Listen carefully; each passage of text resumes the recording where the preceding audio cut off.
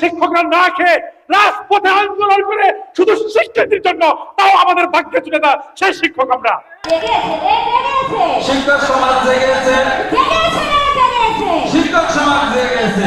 আমরা আসছি বাংলাদেশ প্রতিবন্ধী বিদ্যালয় সমন্বয় পরিষদ, আমরা বিশেষ বিদ্যালয়ের শিক্ষক, আমরা প্রতিবন্ধী বিদ্যালয়ের শিক্ষক, সমাজের সবচেয়ে অবহেলিত মানুষের শিক্ষক, সবচেয়ে মহৎ এবং পৃথিবীর সেরা কাজটি করছে আমরা এই প্রতিবন্ধী বিদ্যালয়ের শিক্ষক।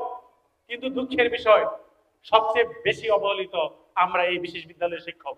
আপনারা জানেন যে ফ্রান্সের শিক্ষকদের জন্য আদালতের একটি চেয়ার রয়েছে, ইউরোপে প্রত্যেকটি কান্ট্রিদের শিক্ষকদের মর্যাদা প্রথম শ্রেণীর, আর একমাত্র সোনার বাংলায় যে শিক্ষকরা না খেয়ে রাজপথে আন্দোলন করে শুধু শিক্ষার্থীর জন্য, তাও আমাদের ভাগ্যে তুলে দেয় সেই শিক্ষক আমরা। আজকে আমরা জেগেছি, আমরা গ্রেপ্তার হতে শিখেছি, আমরা রক্ত দিয়ে দিতে শিখেছি। আমাদের অধিকার আর দাবিয়ে রাখা যাবে না। প্রিয় সহযোদ্ধা, আমাদের উপদেষ্টা মহোদয় অত্যন্ত মানবিক মানুষ। উনি সারাটি জীবন, ওনার ৭৩ বয়স, সারাটি জীবন উনি মানব কল্যাণে করে গেছেন। আমরা যখন আন্দোলনে উনি আমাদের ডাকলেন, আমরা সালাম দিয়ে বললাম যে স্যার আপনি কেমন আছেন? উনি একগাল হেসে দিয়ে বলল, তোমরা কি আমাকে ভালো রেখেছ?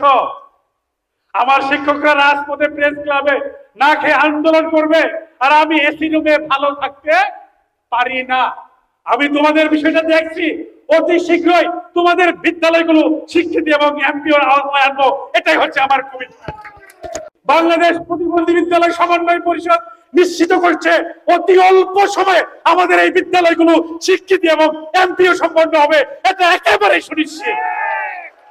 কিন্তু ফ্যাসিস্টদের দালাল, ফ্যাসিস্ট সরকারের আমলারা যদি এতে বাধা সৃষ্টি করে, ফ্যাসিস্টদের দালালরা এখনো সচিবালয়ের রন্ধে রন্ধে উৎপত্তি রয়েছে এই সরকারকে সর্বনাশ করার জন্য, তাদের কালো থাবা এখনো বাড়িয়ে দিয়েছে।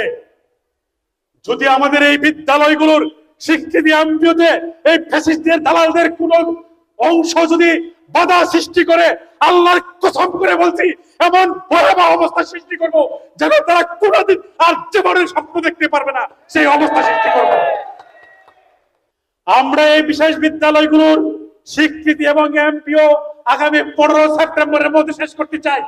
যদি রক্ত দিতে হয় রক্ত দিব, যদি আবারও অ্যারেস্ট হতে হয় আবারও অ্যারেস্ট হবো, যদি জেল খাটতে হয় আবারও জেল খাটবো।